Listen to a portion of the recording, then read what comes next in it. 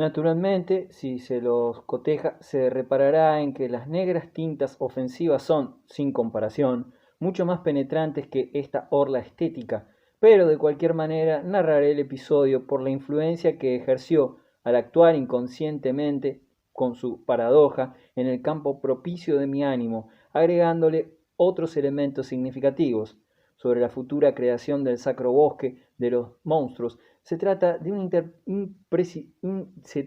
impresión poética que, como se verá, conmovió mis zonas más profundas. Aconteció un tiempo después del suceso del esqueleto enloquecedor que acabo de contar. Mi padre y Girolamo habían estado ausentes durante unos meses. Regresaron a Bomarzo bien dispuestos. Supongo que la guerra había sido provechosa.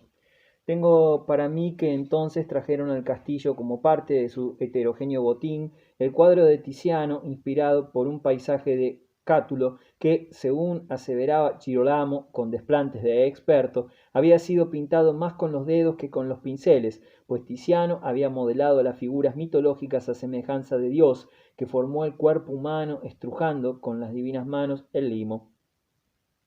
Esa pintura, como otras que había en Bomarzo, no existen ya. Ignoro cuál ha sido su suerte. Las guerras, los incendios, las ventas, los robos. A veces pienso, al visitar los museos y las colecciones, que la mitad del Renacimiento se ha esfumado sin noticias y me falta. Estábamos una noche, era invierno, alrededor de la chimenea en la sala principal. Mi abuela ya se había retirado. Mi padre, Girolamo y Maherbale se calentaban delante de los leños. Yo, alejado, confundido con las sombras, en la parte más oscura del aposento, aguardaba la oportunidad de evadirme sin que se percataran. Me había escurrido sigilosamente hacia una puerta y cuando me aprestaba a salir y a escapar hacia las habitaciones de mi abuela, mi padre alzó el tono y comenzó a contar algo que tenía que ver con Miguel Ángel. Me detuve y aguzé el oído.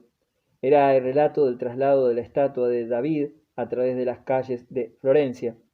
Giancorrado Orsini había asistido años antes de mi nacimiento, siendo gonfaloniero Pietro Soderini, a esa complicada operación. Durante 4 días el gigante de mármol recorrió el camino que separaba el taller del maestro de la plaza de la señoría. 40 hombres tiraban de él por las callejas y la escena se vinculaba plásticamente con otras muy antiguas como la del corcel troyano. Hacían rodar la erguida escultura sobre vigas engrasadas y empleando un sistema de poleas y contrapesos que suspendía al coloso como una admirable máquina bélica de un armazón de maderos y la protegía de los choques, avanzaba despacio, gravemente, entre la multitud florentina que postergaba su cotidiano ajetreo para discutir la calidad del recién llegado.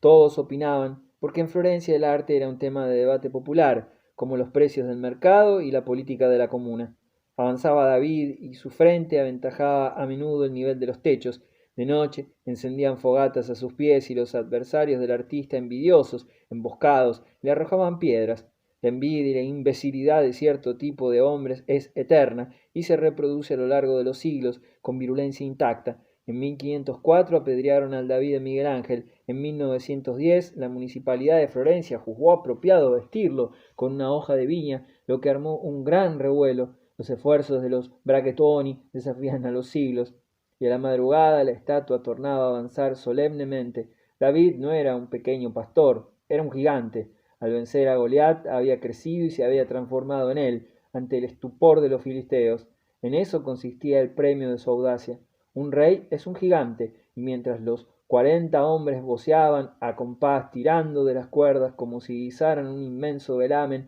y las vigas giraban con pesaroso crujido, y entre pausas de encantado silencio golpeaban las armas de los alabarderos, ladraban los canes, pregonaban los vendedores, retrocedían locas las cabalgaduras, desgañitábanse las comadres, sonaban aquí y allá un laúd, una lira, un clavicémbalo, una viola da gamba, una aguda, hiriente trompeta a la que hacía coro el estridor de los gallos, y el pueblo se arremolinaba, como en una feria, alrededor del andante David, y los jóvenes señores, hermosos, lujosos y sinuosos, como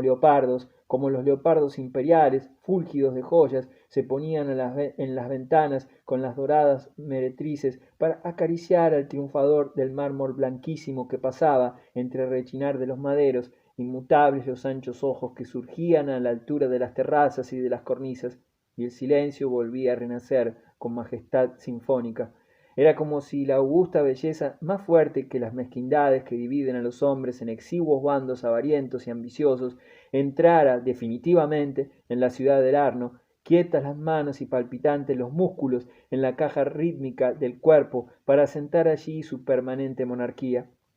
El relato había caldeado a mi padre con el fuego que lo había encendido cuando contemplaba entre las cortesanas y los nobles toscanos la marcha gloriosa de David. Él no entendía, yo lo comprendí más tarde, la alegoría de ese desfile, lo que implicaba esa marmórea máquina guerrera de tan serena acción, esencialmente enemiga de la guerra, de la destrucción, de Goliat, de todo lo que el condottiero representaba a su vez, de todo lo que constituía su orgullo y su razón de ser en la vida.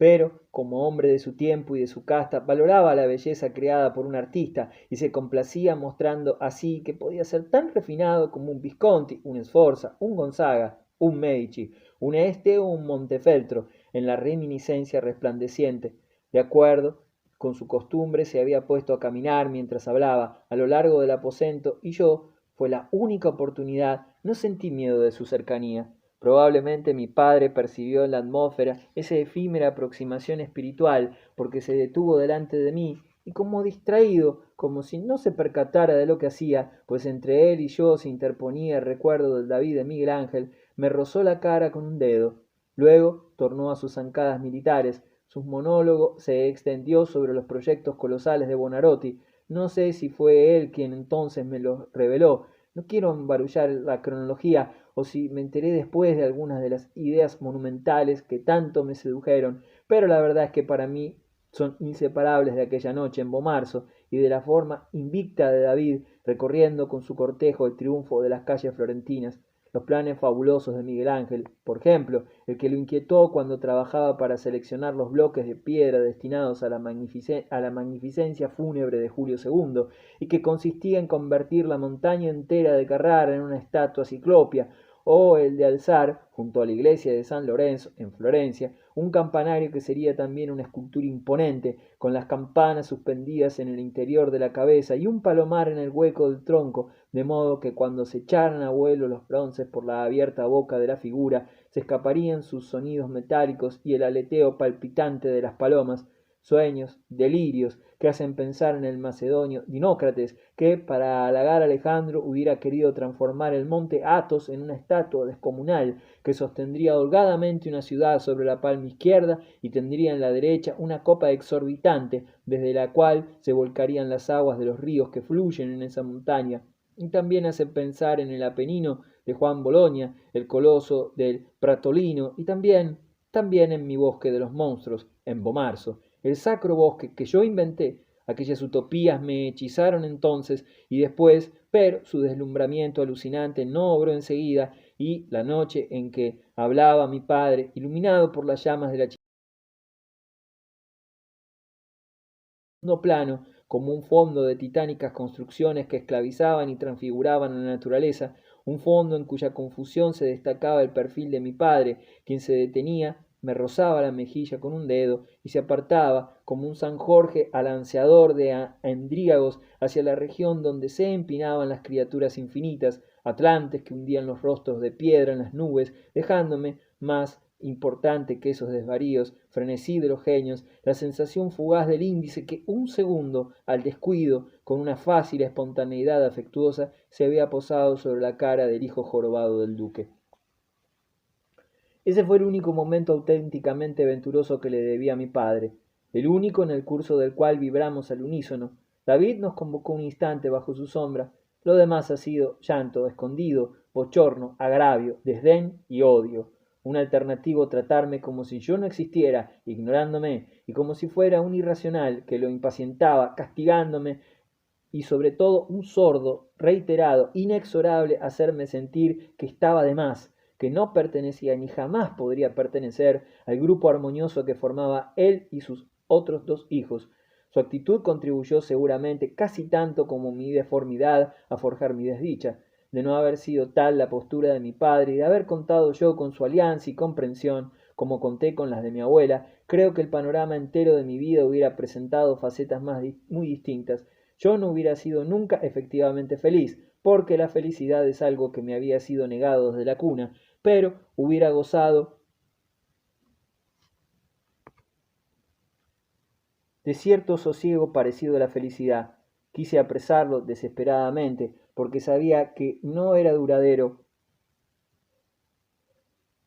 y lo que en mi infancia constituyó mi sola felicidad, el pequeño tesoro acumulado a pesar de las dificultades que se oponían a mi anhelo, aparte de la providencial ternura de mi abuela y del episodio raro que he descrito y que relampaguea en aquellas lobregueces como la gema excepcional de un pobre aderezo arduamente reunido, fue el recuerdo de mis paseos por la vieja Roma y de mis idas a Bomarzo, pues unos y otras me ayudaron a explorar y descubrir lo mejor de mí mismo, la capacidad de disfrutar de la hermosura y de hallarla donde para los demás se encubría como ausente en una columna, en un arco, en la cueva de un río, en una nube, en el lánguido vaivén de una rama verde y gris que dibujaba con sus pinceles la sombra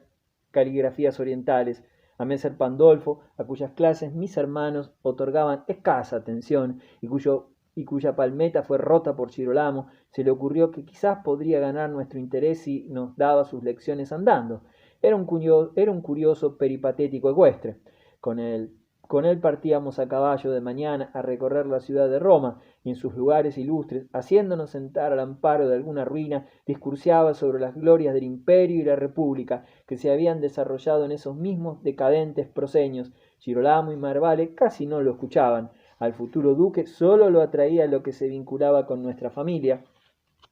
porque intuía, como Maherbale, la relación de esos testimonios con las contingencias de su porvenir espléndido. Pero cualquier incidente, unas vecinas que lavaban en el Tíber, una riña junto al arco de Jano, un temblor de mariposas en las termas de Caracalla, los alejaban y distraían. Girolamo se empinaba en el corcel con actitudes dignas del Verrocchio y de Donatello, cuando nuestra singular cabalgata, integrada por un anciano gárrulo, cultivador de orzuelos, de nariz perpetuamente violácea, matizada por vinos lejanos y recientes, que se protegía con el absurdo quitasol o se arrebujaba con la capa como si llevara una toga, un muchacho cuya gracia y cuyo porte hacían sonreír a las mujeres y descubrirse a los villanos, un niño que soltaba sus carcajadas sin ton ni son, y un jorobado de rostro fino que se enderezaba cuanto podía en la montura, desfilaba por los sitios donde los Orsini habían dejado la honda huella de su importancia. En los barrios de la Arénula, de Parione, de Ponte, en la zona de los Calderari y de los Catenari, Campo di Fiore y San Lorenzo in Damaso, hasta el Circo Agonale, especialmente en el Campo di Fiore, que fue nuestra plaza de armas cuando lo rodeaban como bastiones las casas de los Capizuei, Delfini, Branca, de la Valle, Capodifierro, Melini y Albertecci, en el teatro de Marcelo, fundido con el Palacio Orsini, que fue nuestro como los antiguos teatros de Balbo y de Pompeyo,